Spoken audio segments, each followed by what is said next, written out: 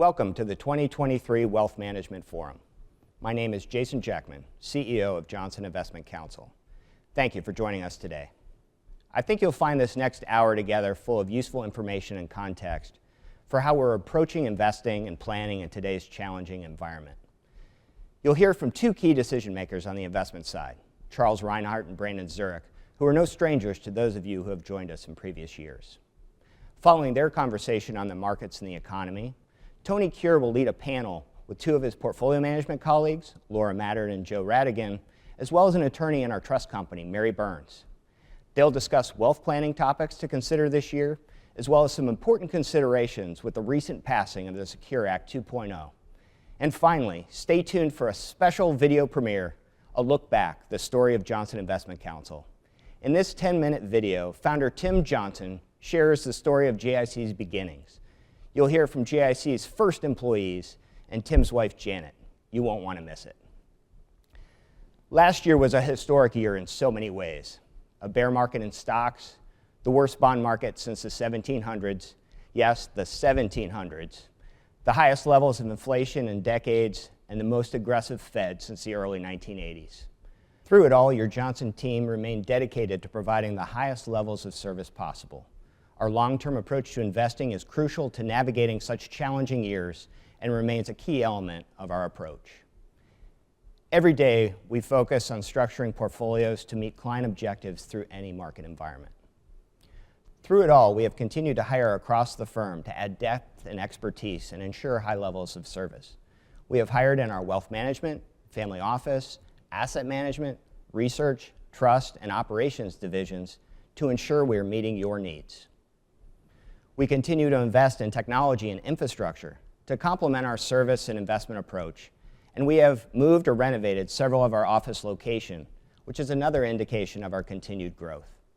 Each of our locations now has modernized workstations, enhanced meeting spaces, upgraded technology, and allows room for future growth. Our West Fork location in Cincinnati has a few more months of remodeling left, but we remain open for client meetings, and it will remain our headquarters after the renovation is complete.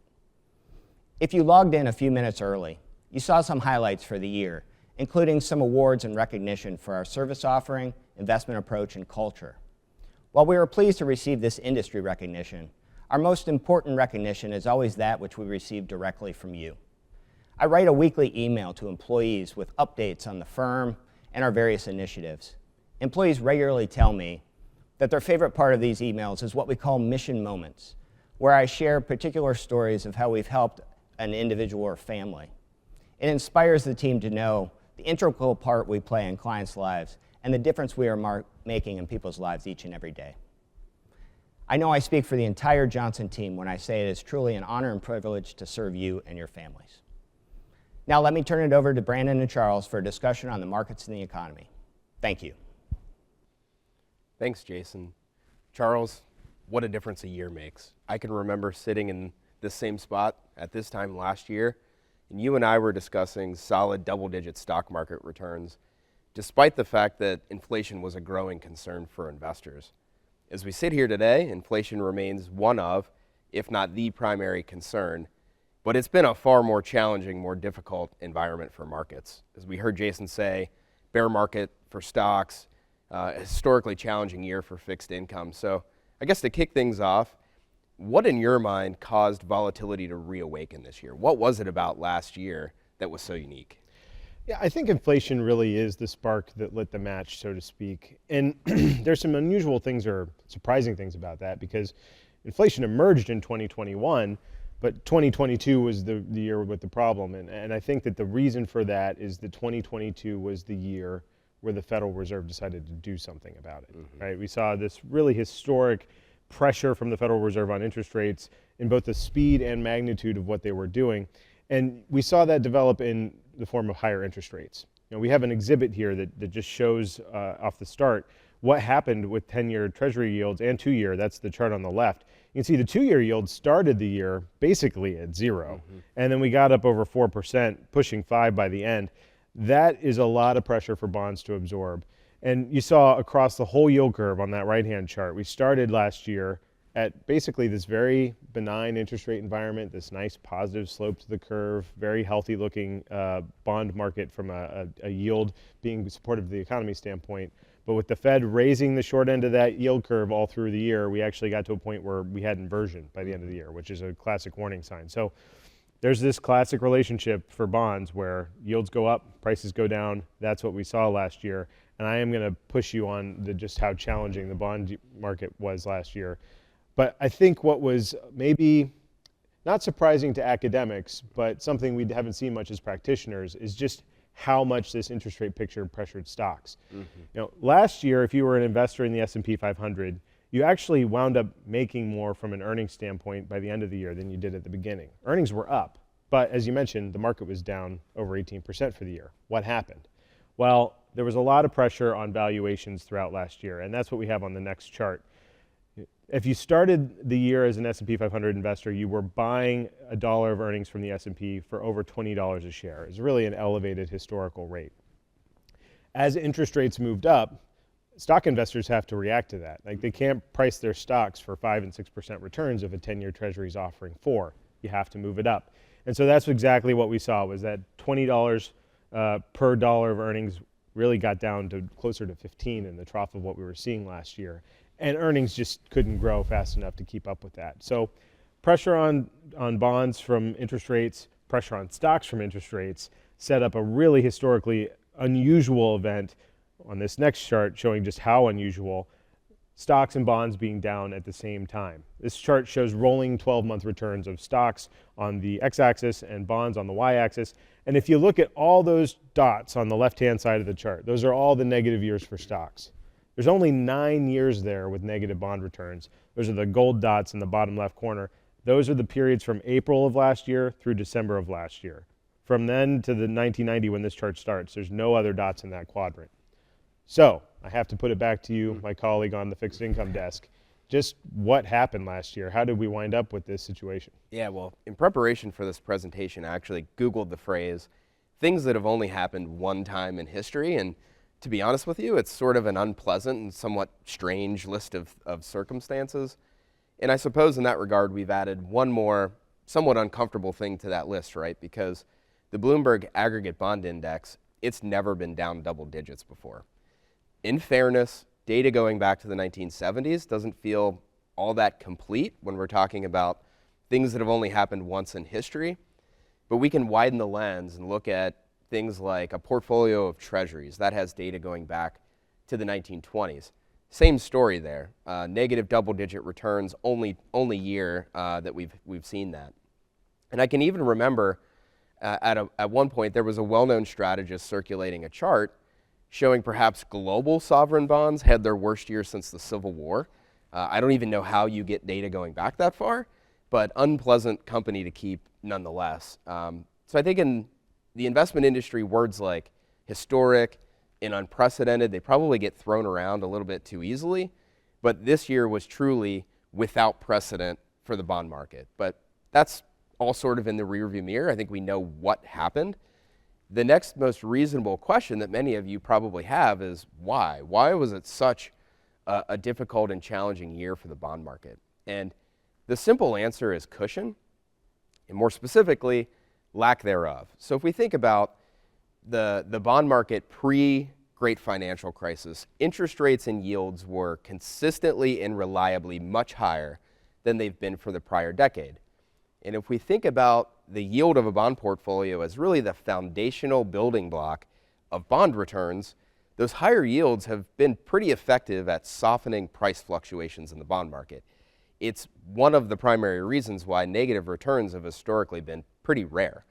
If we contrast that with the beginning of last year, when we had interest rates hovering at or very near all-time lows, and then paired together with that, this aggressive Fed tightening cycle, it kind of really was a perfect recipe for a pretty challenging short-term period for fixed income. But as rough as a year as it was, I think we're feeling really optimistic about the opportunity we're seeing in fixed income going forward. Yeah, I think I need a little bit more on that, because just I understand that rates are up and that's great, but it seems like maybe we're a little bit early in our optimism. I mean, the Fed's still putting upward pressure. Inflation's still high. I mean, how can you help me through to feeling like the worst is not yet to come? Sure, that's a fair question. We'll certainly dive more into inflation and the Fed specifically, but when we think about what drives bond returns, the starting yield of a bond portfolio, it's our most accurate predictor of 3 to 5 year returns going forward. And so as interest rates have risen, our return expectations for bond portfolios, they've really risen correspondingly. Not only that, but remember we talked about the lack of cushion we had in the bond market. Now that interest rates are up, if yields do go higher, and that's not necessarily our base case expectation here, but if they do, we're much better protected against negative price impacts going forward.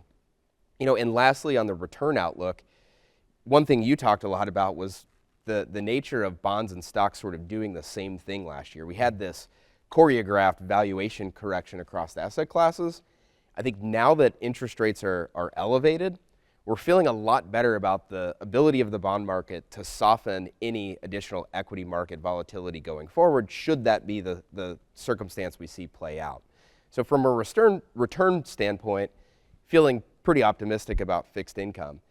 I think it's important to note, though, rarely are we allowing the return outlook, specifically the short-term return outlook, to guide our asset allocation decision making, particularly with fixed income. Instead, we would prefer to allow risk tolerance and the overall risk levels in a portfolio to drive that bond allocation. And in fact, reducing or even removing fixed income from a portfolio, it kind of feels a lot like canceling your auto policy before you go on a long road trip. You hope you don't need it, but you might, and it's difficult to distinguish the environments where you do and you don't. So for that reason, we've been reluctant to overexpose portfolios to potential equity market volatility. And instead, we've been thinking a little bit more long-term minded and risk-oriented in our approach. And I guess one final point that I'll throw out there, for many years, you've told us how difficult it is to time the stock market. The bond market, it's really no different. As this chart shows, typically, challenging years in the bond market are often followed by pretty good ones. And so if you had the perfect ability to get out of the bond market before troubling years, but you didn't have the perfect ability to get back in at exactly the right time, point to point, you could be worse off. I think the starkest example of that is 1994. So 1994, prior to last year, was thought of as sort of the worst case scenario for fixed income. The aggregate index was down about 3%. As you can see, the following year, 1995, was one of the best years for fixed income, up almost 20%. So we try not to get too tactical and too short-term minded in this approach. And indeed, that's played out as we saw yields peak late last year. The aggregate index is up about 8% already. So quickly starting to recover some of those losses we saw last year. But I guess to kind of change gears a little bit, we've talked a ton about what didn't work. There were bright spots in the portfolio, though, this year. And I think the brightest spot was really the equity selection process. So challenging year for stocks, but Johnson's equity approaches really did a good job of protecting to the downside. So I guess as the manager of our equity income strategy, can you talk a little bit about how you were able to deliver that, right? What went right in the portfolios this year? Yeah, thanks, Brandon. There are two things that we do all the time on the stock selection side that really help protect our clients when markets get bad. One is, as we've talked about a lot in these types of events, our quality security focus. And we're buying companies with stronger balance sheets, more recurring revenue streams, good defensible business models, so that when the economic tide goes out, so to speak, and people are worried about defaults and crisis, the companies that we own are not at the epicenter of that, and that helps. As I mentioned, earnings for the market were up last year, so that was not the environment, nor was that the facet of our portfolio that really shined. What did was our constant focus on valuation, which is that PE piece I was talking about a minute ago. What you pay for something really matters. And for folks that have been tuning into this for a few years, you've probably gotten somewhat sick of hearing me talk about market concentration, but here I go again. So we started last year in a situation where 24% of the S&P 500 was just 5 names. Wow. So you buy an S&P 500 ETF, a quarter of that goes into 5 stocks. That sounds a little jarring on the cusp, but it goes it gets more concerning when you look at history. Okay, so when we look at that over time, that's the most concentrated the index has ever been. The prior peak, which is the time we used to sit around and shake our heads at, was March of 2000, and that number was 18%. Now, the 5 companies that made up that 18% were GE, Intel, Cisco, Microsoft, and Exxon. Okay, Microsoft, by the way, is the lone survivor in the top 5 of those after a period of underperformance. But this is the best example I can paint for the difference between a good company and a good stock investment. All 5 of those companies are still around today. For the most part, they're still industry leaders. And nevertheless, as a group, on average, they've underperformed the S&P 500 by 97% since March of 2000. If you were a Cisco investor in March of 2000, you probably thought a few things. You probably thought the internet was the future. I'd say we can give you credit for that one at this point. You probably thought because the internet was the future, you were going to need more networking and hardware to make that infrastructure work, and you were right. And you probably thought because Cisco was going to provide that software, their sales would be up. And again, right, Cisco's sales have tripled. And so it's a pretty natural follow-on to think, well, I'll buy Cisco and the stock will be up. And that's where you'd be dead wrong. Actually, from point to point, over the 22 years that have happened since then, going on 23, Cisco has had not just a underperforming stock price, a negative stock return for investors over that period, because what you pay really matters. And so that's the thing that we get concerned about in this type of environment, is the mentality and enthusiasm that the trees grow to the sky, and there's no price that's too much to pay for the growth. Even if that growth materializes, there's a point where price matters. And so last year, as interest rates put pressure on valuation multiples, we did see the tide go out more for those with the highest expectations. And we were just more sanguine about that going in. So we didn't catch all of that on the way up, but point to point, we protected a lot more than we lost on the way down. And that's kind of critical to the way we look at things. So one last point on that. Last year we outperformed by a lot based on this component. I think there's a look forward. Where are we now? I mentioned we were 24 to start last year. We're at 19 now. Well, the prior peak was 18. Looking forward 5 years off that prior peak, the equal weighted S&P, if you just bought the same amount of every company in the S&P versus the cap weighted based on the size of the companies, the equal weighted index outperformed the cap weighted index by 60% over the following 5 years. So we still think there's great companies at the top of the market, but we still think there's some of this risk there. So that's more than enough, I think, about last year. People tune in to hear us talk about what's going to happen going forward. Let's talk about the economy, and let's start with the spark that we referenced earlier, right? Inflation's coming down, but it's still at a pretty high level. What are you and your team seeing for that? Well, if inflation was the spark, I think all of the stimulus, that happened in the preceding couple of years was sort of like the kindling. I think when we think about inflation, it's really happened in 3 distinct and separate phases. Phase 1, when inflation started to reawaken, happened in early to mid 2021 as the economic recovery and reopening started to take hold, but policymakers also pursued that last round of fiscal stimulus. So it's kind of like throwing kerosene on the economic growth fire, so to speak, and that led to a lot of supply chain disruptions. If you're like me and remodeled your kitchen and you had to wait a year for a dishwasher, you can probably sympathize with a lot of those issues. But it went far beyond that. It was things like lumber prices, used car prices, the amount of ships docked off the West Coast. I could go on and on. The good news is, as we sit here today, a lot of those things have returned back toward pre-COVID levels. So used cars, for example, up 50% year over year at one point, are now down 15. So things are starting to correct themselves, or largely have returned back toward pre-COVID levels. But as soon as we started to resolve that first phase of inflation, the second phase came, which was really characterized by this conflict between Russia and Ukraine, and more specifically, the impact that had on commodity prices. Specifically thinking about things like energy prices, oil, gasoline, and even some select food commodities that saw concern over supply disruptions and ongoing demand. And so that hasn't necessarily resolved itself, but a lot of those commodity prices have come off a boil, so to speak. And I guess it's safe to say that phase 2 is sort of lying dormant for the time being, which brings us to the third phase, which is really more characterized by wage inflation and some spillover into the services side of the economy, right? Phase one felt more goods producing, and now we're starting to feel it more on the services side of things. And if we think about, as a consumer, how you experience inflation, when your cost of living goes up, what do? You demand to be paid more money, and indeed, that has happened. So we've seen a readjustment higher in wages and employee compensation.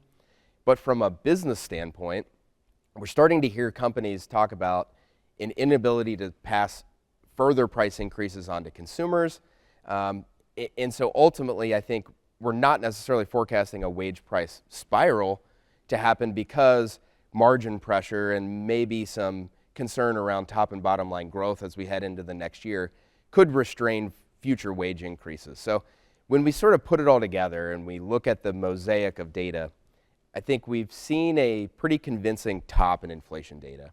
And we've now seen a few months where we've kind of strung together softer than expected inflation. So we're not going to wake up and see 2% inflation tomorrow, but I feel more convinced that we're heading in that direction. Does that direction, I know the level's still high, but does the direction give the Fed cover to come in and be a little bit more helpful this year, or do you think we're in store for more restrictive policy? I think it was Eisenhower who famously requested a one-handed economist because of his frustration with economists' tendencies to talk out of both sides of their mouth. But thankfully, I have two hands, and I'm going to use both of them in this circumstance. So, on one hand, the Fed has remained really resolute in its communication that they're likely to raise rates a couple of more times. But on the other hand, we're probably in the ninth inning of this monetary policy cycle. And so I think you're likely to hear the discussion at the Fed start to shift away from how high does the Fed need to raise rates to how long do they need to leave them elevated. I think the chart that we have up here on the screen, as it highlights, we've embarked on the fastest and most aggressive Fed policy tightening cycle in modern history. And if you know anything about Fed policy, it takes sometimes 12 or even 18 months for that policy impact to bleed through to the economy. So in a lot of ways, I'm not jealous of the job the Fed has to do. They're trying to drive the car by looking in the rearview mirror. So the Fed needs to probably get the next couple of rate hikes done and then take a break and reassess the impact from an economic standpoint that all of this aggressive tightening has had. And so I think the next direction of Fed policy is likely to be more influenced by where economic fundamentals go and maybe a little bit less by inflation. So 12 to 18 months, it's a long time. Yeah. I feel like every day now I read both a story that says the labor market's super tight and that 10,000 people got laid off at some company. I mean, how does the Fed know what damage is done to the economy? I mean, do they find out it's time to stop when they're looking through the rear view and they hit the wall? Yeah. I mean, are we headed for a recession? Yeah, being an economist is sometimes a little bit like being a meteorologist. A meteorologist doesn't wait to see a tornado on the ground to warn folks. They're looking for preconditions of dangerous weather so they can give advanced warnings. And as economists, we're always on the lookout for those advanced warning signs that the economy might be in for maybe choppier waters. I think as we survey the landscape and look at the economy, we certainly think that risks in those preconditions, particularly the flatter inverted yield curve, aggressive Fed tightening, and now leading indicators, which are now down about 7% year over year and have historically had a pretty successful rate at predicting recessions when they're down to this magnitude. Those are starting to tell us that the risks of a recession over the next 12 or 18 months are rising. But ultimately, we still haven't seen that economic tornado on the ground yet, particularly within the labor market sector. So you've seen a pretty resilient jobs market. Payrolls data has been good. As you mentioned, there's been a lot of headlines around layoffs, but jobless claims are still pretty tame. It's important to remind ourselves, though, that of all the economic data, employment tends to be coincident or even lagging at best. So we're not ignoring the advanced warning signs. We think risks are starting to rise, and we're really honed in now on things like labor market data for signs that that's the direction we're heading. But I do want to kind of change gears back to the market, because you talked earlier in this presentation about how the weakness in the S&P last year was due mainly to just the price at which we were paying for $1 of earnings being impacted, but earnings were pretty good. In light of maybe a bit more challenging economic environment, what does that mean for earnings? So, what's your forecast for what earnings might look like next year? Well, Brandon, if economists are like meteorologists, I'd say that earnings forecasters or analysts are probably more like claims adjusters. we're coming in after the storm and surveying the damage, and so I'm just saying that to say earnings are definitionally a lagging data set. Right now, we're getting fourth quarter earnings numbers here in February, so we're hearing about transactional data that happened in October to December of last year. That having been said, the data coming in right now are pretty decent, right? So we're looking at probably a flattish year-over-year earnings number for the market for what's being reported right now. I think where the concern comes in is when you get into what's forecast and also the direction, right? If you go to the first quarter of last year, we were going at 10% year-over-year, and that pace of growth has slowed quarter by quarter to where we're now at this sort of zero inflection with a negative trend. And I think the more concerning thing is if you consider that trend and where we are on earnings versus where expectations are, you can see there might be some risk for disappointment. We have a chart here that shows actually earnings per share for the S&P 500 going back to 2013. And the right-hand two columns on this chart are the expectations for 2023 and 2024. This is just a consensus number if you survey everyone out there in Wall Street that puts together an estimate for these things. And you'll see that there's a nice right, up and to the right kind of slope for expectations for 2023 and 2024 earnings, which could happen, but I think that the Fed will be rightly very proud of their work if they can orchestrate an economy that can sustain this. If we look at what happens if we do go into a recessionary period and what happens to earnings in those periods, earnings are down, right? It's not surprising. So if you look at the median decline for earnings and normally a median bounce off of that, and just apply that to last year's numbers, that's where we get these shapes in the middle of the bars, right? And that's where if you have a recession and a recovery, you could wind up with an earnings number in 2024 that looks more like 183 versus 250 as an expectation.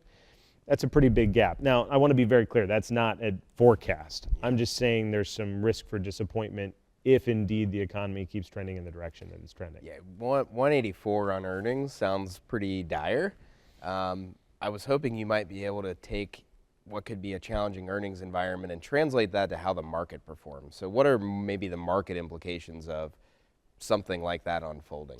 Yeah, it's now it's my turn for Eisenhower's two hands. I'll talk out of both sides of my mouth. The forward, or one of the more surprising things that I've learned in my time in this industry is that if you graph earnings changes or growth year to year against what's happening with stock prices and stock returns, they don't really line up all that well. There's plenty of years where you have negative earnings growth and actually pretty decent years for the market. The intuition on this is this lag in the earnings data versus what's actually happening. So to say this differently, there's a time when earnings will be reporting lower and lower numbers, but the underlying economic activity will have inflected. And it's tough to know exactly when that's going to happen, but if you look at surveys of kind of more real-time economic data that get tracked in the middle of recessions and look at inflection points there, normally the forward 12-month return is very strong. In the last 8 recessions, on average, you're looking at about 20% returns off that bottom, and there's numerous periods over 40% returns in that. That'll all happen in a period when earnings still look like they're coming down, right? So back to your comment earlier on timing. Timing's difficult, and we don't want to miss the bounce. The other, I'd say, more important long-term view here is that while it was unpleasant last year, what we saw with valuations is actually a very positive thing going forward. And our next chart actually shows this long-term relationship that we like to look at in asset allocation, which is I mentioned, what you pay, $1 for earnings, is a good indicator of forward returns. PE is our proxy for that here. It doesn't tell you much on one-year basis. That's the chart on the left, right? You just get this noisy data cloud that says, anything can happen in a year. But if you look at the chart on the right, these nice linear relationships are what guys like me get excited about at our Bloomberg terminals. You see the lower your starting PE level, the higher your future return, okay? And if you look at where we were to start last year, I mentioned earlier it was historically elevated. There really wasn't anything in the data set over the last several decades that would tell you you had any right to expect anything over a low single-digit number on 10-year basis out of the market for what you were paying to start last year. But with this reset we've had, You can see how the line has moved over to the left. That's our new starting point for this year. And you're back in the range where you're looking at more historically normal possibilities out of stock market returns over the next 10 years. So, I think that we are cautious based on this potential for disappointment. But there's a moment when the headlines and what we're hearing from companies is going to be pretty negative when the underlying economics are actually tilting the other way. And if you have a long enough time horizon, you should be starting to get pretty optimistic and maybe even a little bit more forward thinking about what your opportunities are. It's ironic. I think what you're saying is almost the inverse of what we've been saying for many years, where the one-year outlook, it looked okay, but high valuations started to subdue the longer-term outlook. We've really sort of flipped that script where this year might look a bit challenging, but because valuations have corrected, longer-term returns look much better. So it's encouraging, I think, for long-term investors to hear some of that. I guess to kind of put a bow on everything, what are we doing in portfolios? While valuations have gotten more attractive, that goes for stocks and bonds, you heard a lot about maybe a little bit more challenging economic outlook and earnings outlook. So what are we doing in portfolios to balance that attractiveness of the long term, but maybe some questionable performance here in the short run? Yeah, I think that with the volatility that we might see based on all the policy changes and headwinds we've had, we do think it's a time to be a little more cautious. Make sure that your near-term cash needs are set aside. This is a year where some extra caution is warranted. We think there could be some disappointments on the earnings side. Brandon's talked about some of the potential road bumps for the economy. Having said that, we do think there are some more reasons for long-term optimism. Short-term cash needs, as they always should be insulated from those market volatility points. And the good news is higher interest rates means that bond investors are getting the best return they've had in years. Now, as we work through whatever choppiness we have in the market, there will be an inflection point. Market timing is very difficult. We're not interested in trying to get that exactly right. We think a dual focus on quality, security selection, and valuation discipline is the best way to weather those storms. And for our long-term minded clients, there is going to be a time this year, and there already is an argument, where long-term returns could look better than they have in quite some time. So a dual focus of near-term caution with long-term optimism, much as you said, Brandon, may be the flip of what we've seen in recent years. So with that, Brandon and I want to thank you for your time and attention today and the continued trust you place in us. With that, I'll turn it over to Tony Cure and some of our colleagues to take you through some wealth planning topics. Hello and welcome to the second half of our portion of our presentation today on the Wealth Management Forum. My name is Tony Cure and I'm joined by my colleagues today. Our goal today is to walk through and talk about a lot of the wealth planning tactics that really synthesize all the data you just heard from Brandon and Charles and make those numbers make sense into a family's wealth plan. So we're fortunate at Johnson Investment Counsel to have built an infrastructure of so many tools and resources that we can call on to make sure that these tactics get put in place. We have our Johnson Trust Company, which you're going to hear from today. We have our in-house research, which you just heard the depth and breadth of their experience. We have our internal wealth planning committee. And we have the greatest and latest and greatest in technology tools to make this planning efficient and effective for our clients. So let's start with some introductions today. As I mentioned, my name is Tony Cure. I'm a managing director up in Northeastern Ohio region. I'm a portfolio manager, certified financial planner, and part of the wealth planning committee at Johnson Investment Counsel. Let's start with Mary. Mary is part of our Johnson Trust Company. She is Vice President of Estate Planning Services and Senior Trust Counsel. Next is Joe Radigan. Joe is part of our Cleveland office as well. He is a director and senior portfolio manager. Joe is a certified financial planner and heads up the tax planning portion of our wealth planning committee. And last but certainly not least is Laura Mattern. There down at the end, Laura is a portfolio manager in our wealth management services division. Laura holds the Chartered Financial Analyst designation and is also a certified financial planner.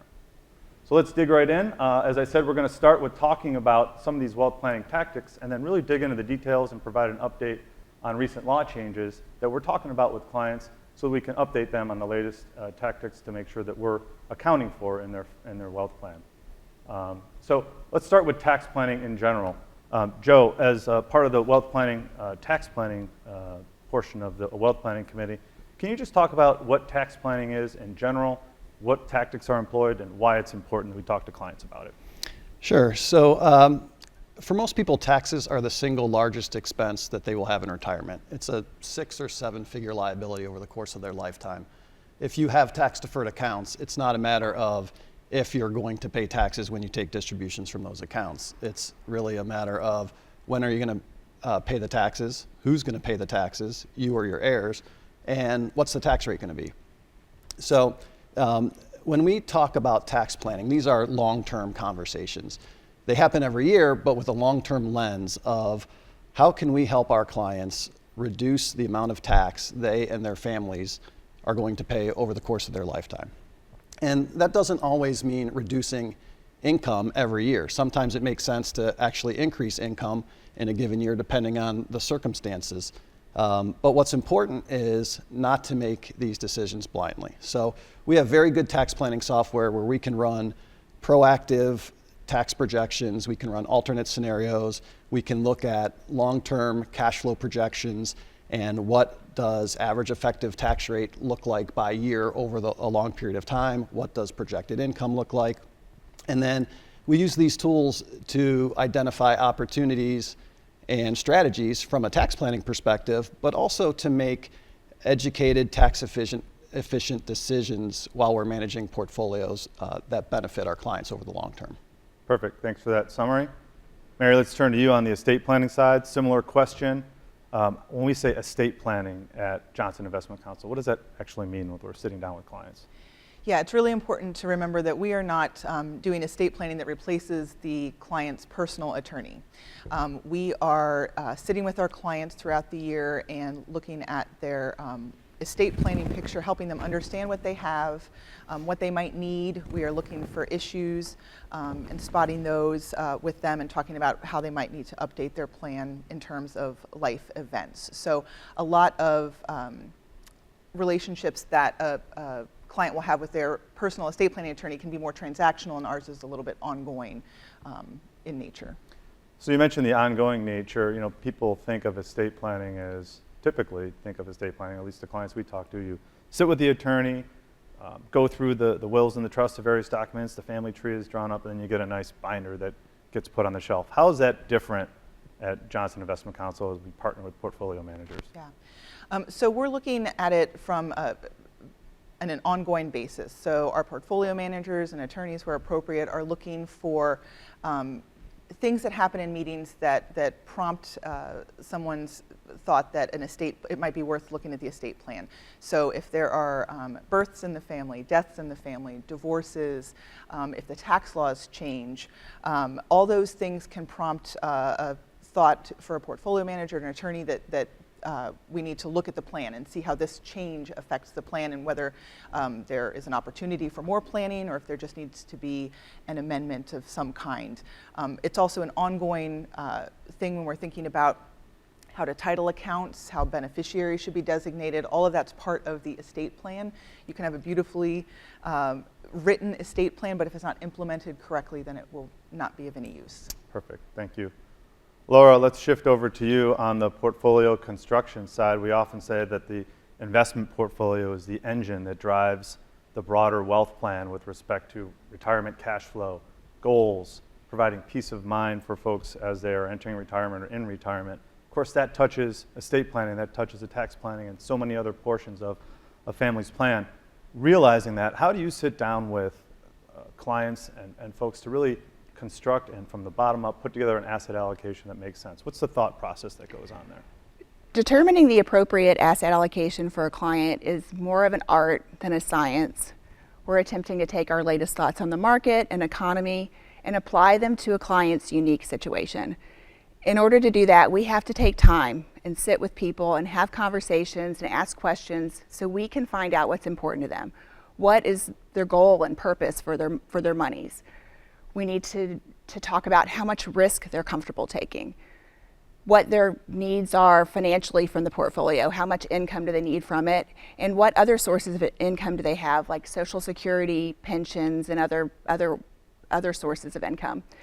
We want to integrate that with tax planning and estate planning.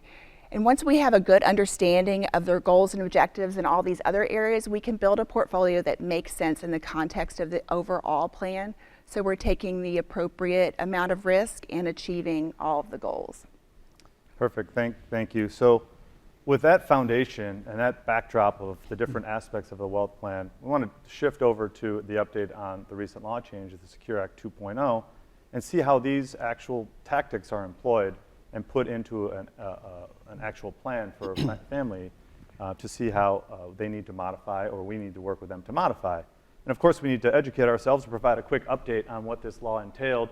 Just a quick summary: the Secure Act 2.0 was passed in late December 2022, so just a few weeks ago.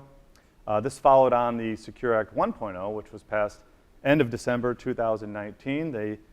Federal lawmakers must not like our industries, because they've had us scrambling around the holidays to dig into these laws and make sure that we're paying attention to how clients are impacted. But that being said, this year's version, or the 2022 version, was part of a 4,000-page omnibus bill. It was tucked neatly at the end there, and a lot of provisions that folks should be aware of. But what we want to do is first hit the highlights and kind of talk about the shift in the landscape and how we're adjusting our plans. Joe, we'll start with you. A lot of tax provisions. Can you provide us the highlights of this Secure Act 2.0 and what people should be aware of? Yeah, unlike the original Secure Act, which had a couple very big changes that impacted almost everybody, Secure Act 2.0 is comprised of a lot of relatively minor changes. There's a high volume, but not necessarily the same impact. Probably the biggest change is the required minimum distribution age has increased again. So the age at which you have to start taking distributions from your retirement accounts is now 73. So it was 70 and a half originally. It got bumped up to age 72 back in 2019. Beginning this year, it's 73, and then in 10 years, it gets bumped up again another 2 years to 75. So that obviously impacts anybody that has a retirement account. Some of the other changes, beginning in 2025, if you're between the ages of 60 and 63, you can increase the amount of catch-up contributions you make into retirement accounts. If you are a high earner beginning next year, any of those catch-up contributions that you make have to be Roth, so you lose the tax deferral benefit while you're in a high tax bracket. Employer match contributions into 401ks and other employer-sponsored plans are eligible for Roth treatment now, so if the employee chooses to treat them that way.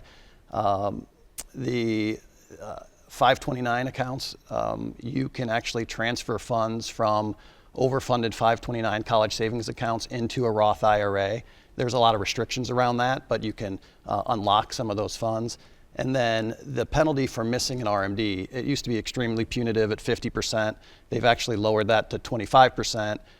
And if you correct your error in a quote unquote timely fashion, it's reduced down to 10%. So there's a lot of other minor changes. Those are some that just jump out as the most relevant. Okay, that's helpful. But it sounds like the RMD age being pushed back to 75 eventually is the biggest planning window or planning opportunity. Can you kind of speak to how we're talking to clients and what we're talking about there?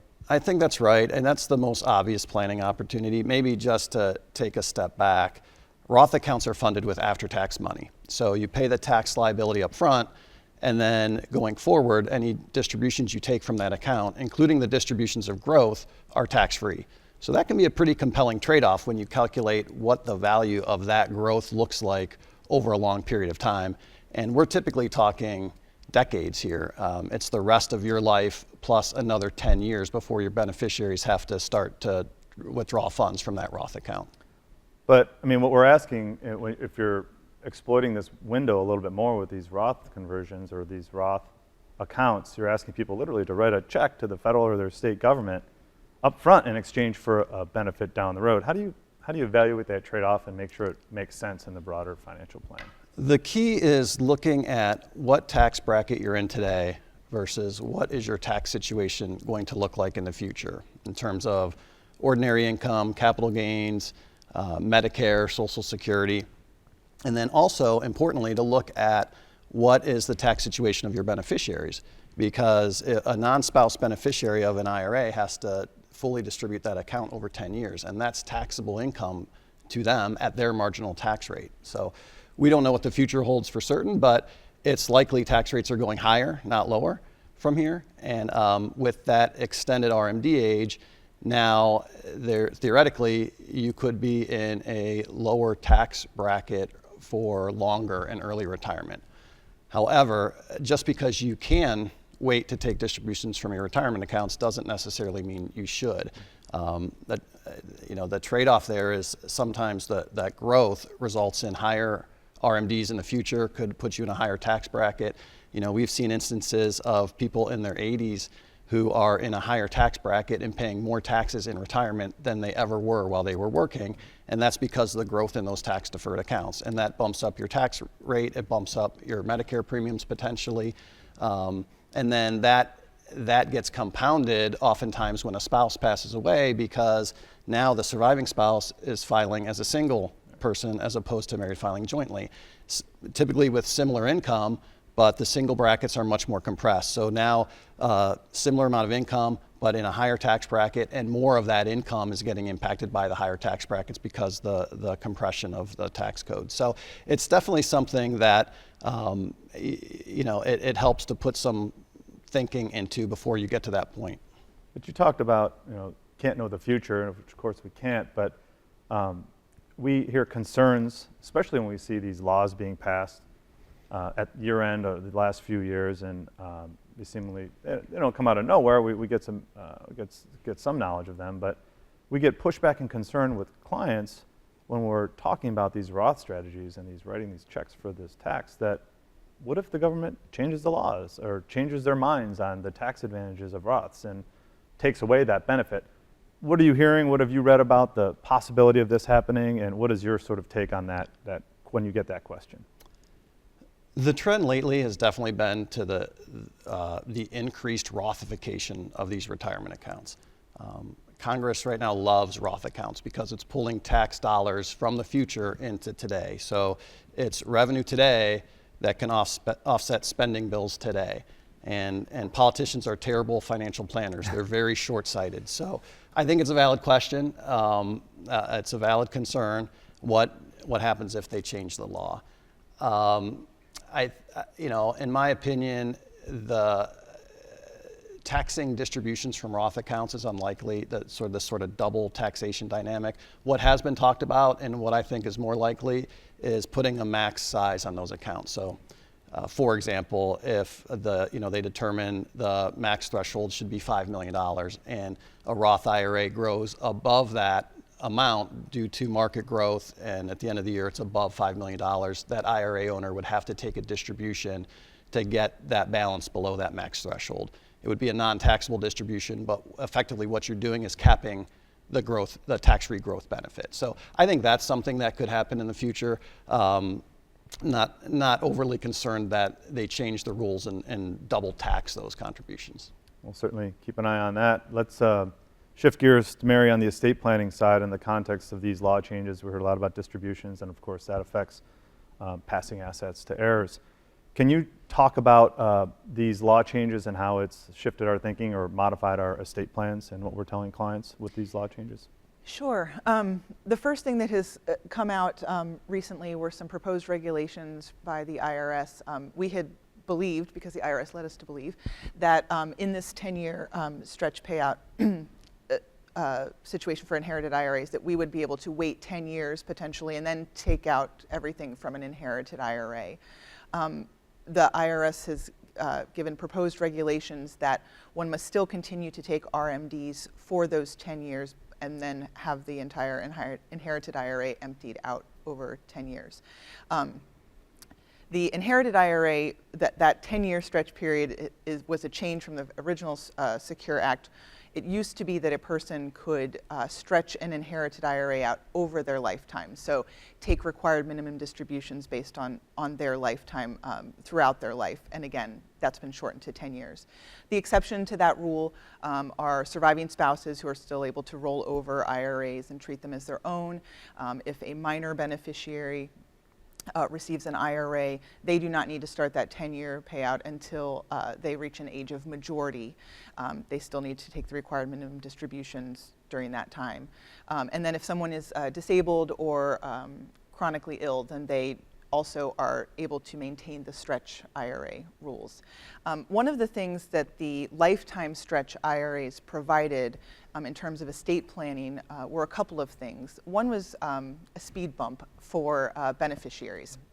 So it used to be that if a person had an inherited IRA, there was sort of a disincentive to take money out of that because there would be an income tax consequence. So it was sort of the least attractive bucket that they could take money from.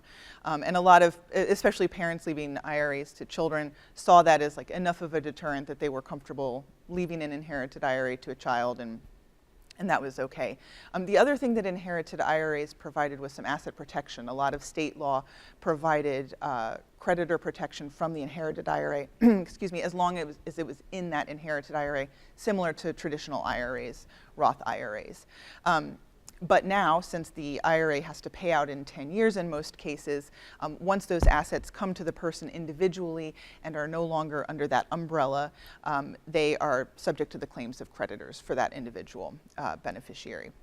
So what a lot of clients are talking about doing and are doing is naming trusts as the beneficiaries of the IRAs. That, again, allows for some speed bumps to be put in place by the person preparing the trust agreement. It also provides some asset protection, since if the assets are held in trusts that are drafted appropriately, that can provide the asset protection, even better asset protection than an inherited IRA might have provided on its own. Well, that's helpful, but we do hear clients' concerns about, in the context of these law changes, naming trusts as beneficiaries of IRAs. IRAs are typically the biggest, usually one of the biggest assets within an estate plan.